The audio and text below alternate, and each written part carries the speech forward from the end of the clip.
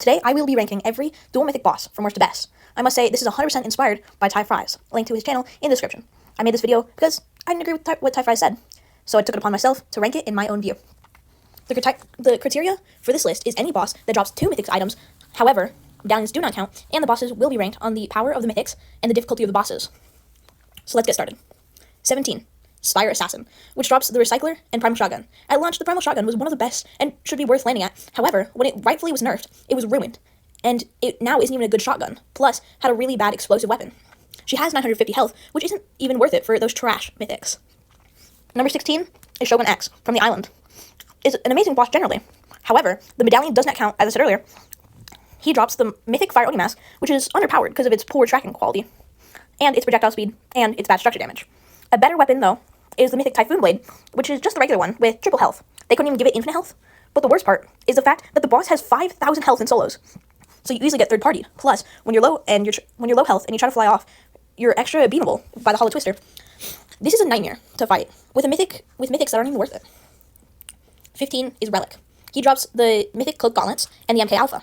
For me, it was the expectations that were the worst, because I thought, oh, a new MK7 must be great. But in reality, it wasn't even that good, and just a huge letdown, and the Cloak Gauntlets were also really bad.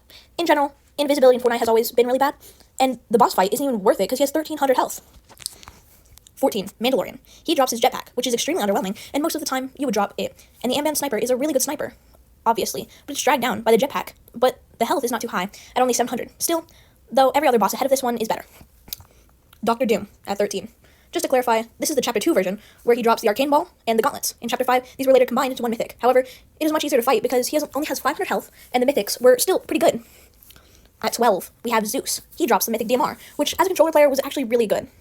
I got a lot of kills with this, and the Mythic Lightning Bolt, interestingly, was not exclusive to the Zeus boss. It was still decent. Sometimes I would pick it up if I had an extra inventory slot. However, it was not very good. Zeus was a very hard boss because he had multiple waves and 1,700 health, but I personally love that DMR. 11. This is another one of those bosses that is carried by a singular item. That is the Mythic Shockwave Hammer. That is unique to the regular hammer because it had 1 extra charge. However, the Excalibur rifle was extremely lackluster. You would almost always leave this on the ground. A champion had 1,700 health, which is more than most, but still worth it. At the 10th spot is Night Rose. She drops the Mythic Veil Precision SMG. She also drops the Mythic Void Oni Mask. The Precision SMG is extremely accurate.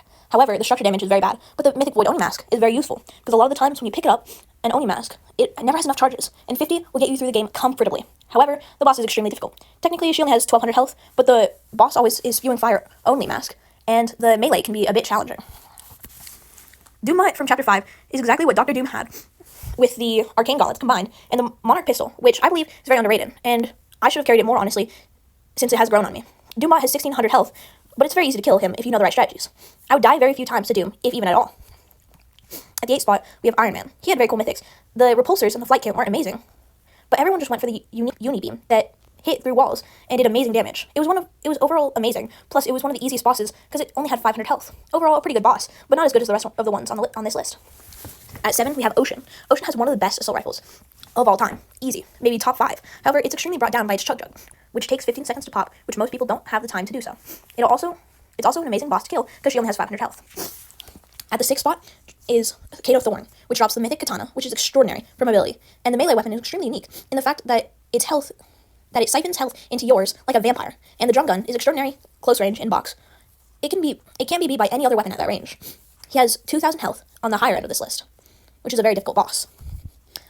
Finally, breaking into the top 5, we have Megalodon, who drops the Mythic Nitro Fist, which is extremely broken and just amazing for mobility. And while you're dashing through the air, extremely difficult to hit, and the Mythic Combat Shotgun, which was always dominant in zero build. To clarify, I'm a builds player, and this was amazing, even in builds. Though the Gatekeeper was better, it's mythic, and I would usually take it if I didn't see a purple or gold Gatekeeper. And it was also extremely satisfying to use, and Megalodon has a mid-health of 1,000, but it's lower than most of the Chapter 5 bosses. At the number 4 spot is Kate. Kate is extremely unique because of the shockwave launcher that the cat drops. Since there's no other weapon like it in the season, it was completely neat, and you can play the game entirely different. However, the biggest downside is the Mythic Charge Shotgun. Me personally, I never really liked the Charge Shotgun. I know some keyboard warrior is going to go into the comments and tell me that it's just a skill issue. But it's just so clunky and inconsistent. I never hit a shot over 150 damage. The Shockwave Launcher is carrying here, along with the fact that Kit only has 500 health. At the top 3 spot is Ice Spice.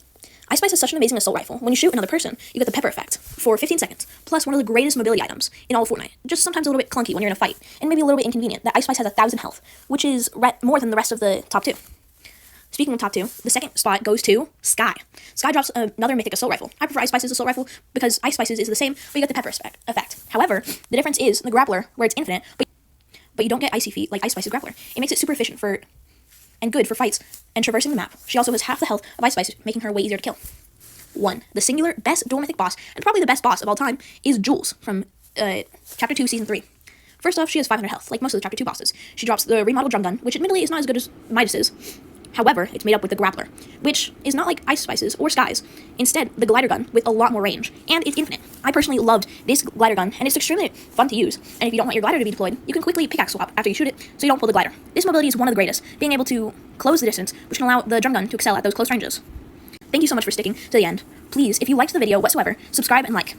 It helps so much. I'm writing the script on my phone and editing this video on my phone as well. I don't have a computer, and that's my goal. This video is entirely inspired by Thai Fries. Show them some love, and watch the other video after this one. Thank you so much for watching. Have a blessed day.